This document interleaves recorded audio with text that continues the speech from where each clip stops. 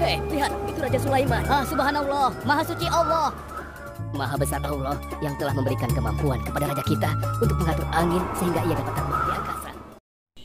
Bismillahirrahmanirrahim. Assalamualaikum warahmatullahi wabarakatuh. Alhamdulillahirabbil alamin. Wassalatu wassalamu ala asrofil mursalin sayyidina Muhammadin wa ala alihi washabbihi ajmain. Amma ba'd. Bagaimana kabar kalian? Yang kami hormati Ibu Kepala Sekolah, Ibu Ervi Susari, Bapak Ibu Guru dan seluruh karyawan, serta anak-anakku yang Ibu banggakan dan Ibu cintai. Alhamdulillah, pada hari ini kita masih diberikan nikmat yang luar biasa banyak. Nikmat yang dari mulai kita bisa bangun tidur sampai tidur kembali. Subhanallah, alhamdulillah ya, kita masih bisa merasakan nikmat Allah ini.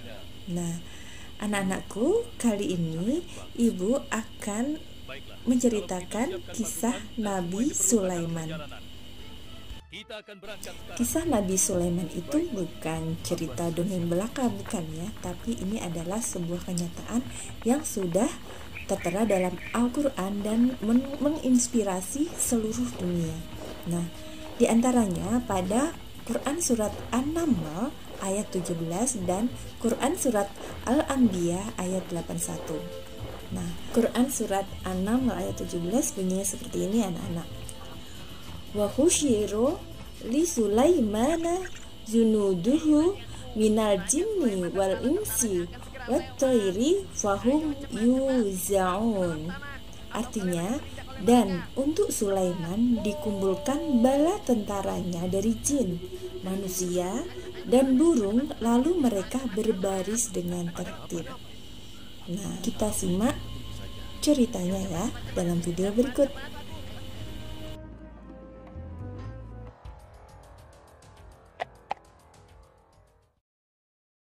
Aduh, lama sekali ya. Sabar, mungkin sebentar lagi.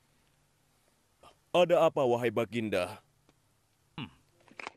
Wahai semua pengikutku, di depan kita ada serombongan semut yang sedang melintas. Aku mendengar percakapan mereka yang sangat ketakutan akan terinjak oleh kita. Karena itulah, kita berhenti sejenak di sini. Maha suci Allah yang telah memberikan kemampuan kepada Raja Sulaiman sehingga mampu memahami bahasa binatang-binatang. Iya, tidak ada seorang pun yang memiliki kemampuan itu kecuali Raja kita Sulaiman. Benar. Kita lanjutkan kembali perjalanan setelah semua semut-semut itu masuk ke dalam sarang mereka. Ratu negeri Saba yang bernama Balkis sangat terkejut mendapat surat dari Sulaiman. Ia kemudian membuka dan membaca surat itu yang berbunyi, dengan nama Allah yang Maha Pengasih lagi Maha Penyayang. Surat ini adalah dariku, Sulaiman. Janganlah kamu bersikap sombong dan menganggap dirimu lebih tinggi daripadaku. Datanglah sekalian kepadaku berserah diri. Begitulah pembukaan dari surat tersebut. Lalu setelah membaca surat itu, Ratu Balkis segera mengumpulkan para penasehat kerajaannya. Para penasehat cenderung menolak ajakan Nabi Sulaiman. Mereka berkata, kita tidak mau untuk mengikuti kata Sulaiman dan memiliki keberanian untuk berperang. Para penasehat cenderung menolak ajakan Nabi Sulaiman. Mereka berkata, kita adalah orang-orang yang memiliki kekuatan dan memiliki keberanian untuk berperang. Namun, keputusan tetap berada di tanganmu, maka pertimbangkanlah hal-hal yang akan kamu perintahkan. Itu kata penasehat Balkis ya. Lalu, setelah menerima berbagai saran, Ratu Balkis ternyata tidak memilih jalan peperangan. Ia beranggapan bahwa Nabi Sulaiman mungkin iri dengan kekayaan yang dimiliki oleh negeri yang dia pimpin, sehingga Nabi Sulaiman ingin menyerangnya. Oleh karena itu, Ratu Balkis memutuskan untuk mengirim sejumlah hadiah kepada Nabi Sulaiman. Ratu Balkis ingin mengetahui apakah Sulaiman itu merupakan pimpinan yang serakah. Para penasihat kerajaan menyetujui keputusan Ratu Balkis. Hadiah itu berupa ratusan keping emas dan permata yang dibungkus kain sutra. Nah, utusan Ratu Balkis segera pergi dengan membawa hadiah tersebut untuk diberikan kepada Nabi Sulaiman. Setelah menempuh perjalanan berhari-hari, utusan Ratu Balkis sampai di istana Nabi Sulaiman. Nabi Sulaiman menerima utusan Ratu Balkis dengan baik. Namun beliau tetap tidak mau menerima hadiah tersebut. Para utusan Ratu Balkis sangat takjub dengan keindahan istana Nabi Sulaiman. Mereka juga tampak keheranan dengan banyaknya pasukan Nabi Sulaiman. Dan di antara barisan perang itu terdapat pasukan hewan dan jin.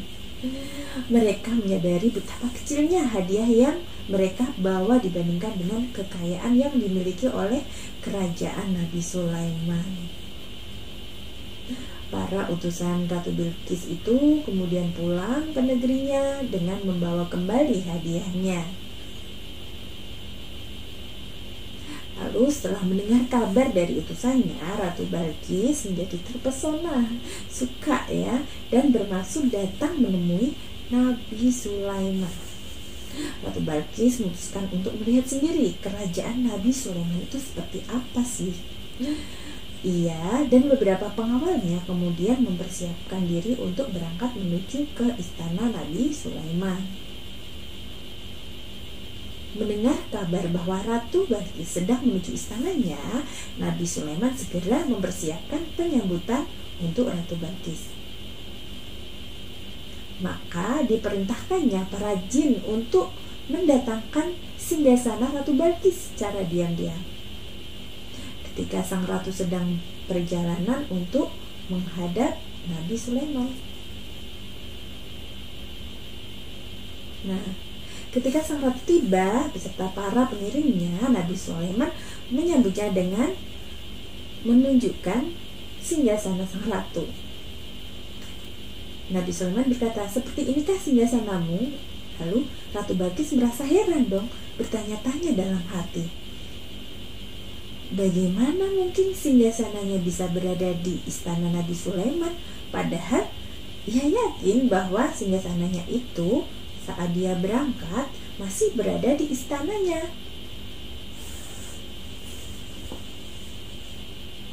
Nah, di tengah keheranan tersebut, Ratu Balkis juga diantar masuk ke dalam sebuah ruangan yang sengaja dibangun untuk menyambutnya.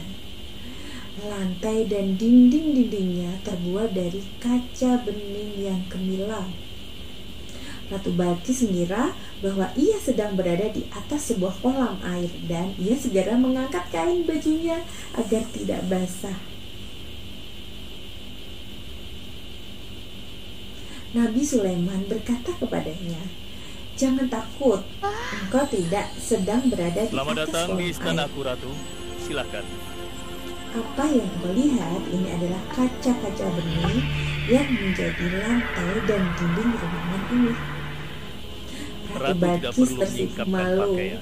Ia segera Itu menyadari bukan sungai kelemahan dirinya atau terhadap kolam kebesaran air. dan kekuasaan Tapi Allah yang Ratu lihat ditunjukkan itu oleh adalah Nabi kaca-kaca yang Sulaiman. sangat bening. Benarkah? Apakah Balkis pakaian hamba tidak berkata, membasah? "Ya Allah, Tentu saja aku tidak. telah lama tersesat, berpaling darimu, melupakan nikmat dan karuniamu, merugi dan menzalimi diriku sendiri, sehingga terjatuh dari cahaya dan rahmatmu. Ampunilah aku dan kaumku. Aku berserah diri bersama Sulaiman nabimu dengan ikhlas." Akhirnya Ratu Balkis masuk Islam ya. Demikianlah Ratu Balkis akhirnya menikah dengan Nabi Sulaiman dan kerajaan Saba dengan kerajaan Sulaiman akhirnya disatukan. Semoga kisah ini dapat bermanfaat bagi kita semua dan tidak lupa diri meskipun diberi kelebihan oleh Allah, karena apa yang kita punya saat ini hanyalah titipan Allah semata. Oke. Anak-anak, hikmah apa yang bisa kita petik dari cerita Nabi Sulaiman? Ada yang tahu? Iya, pertama, Nabi Sulaiman itu sangat sayang kepada hewan. Ya, semua makhluk hidup termasuk hewan. Buktinya ada semut mau lewat aja dia sampai berhenti, ya, memberhentikan pasukan berkudanya agar semut lewat dahulu. Nah, kedua, Nabi Sulaiman itu sangat kaya raya tetapi selalu bersyukur. Ya, selalu bersyukur atas nikmat yang diberikan kepada beliau. Yang ketiga, tidak pernah sombong, ya. Keempat, ya, sebagai pemimpin yang adil dan bijaksana. Demikian ya tausiah dari Ibu. Apabila Ibu ada salah, minta maaf dan semoga bermanfaat untuk semuanya. Assalamualaikum warahmatullahi wabarakatuh.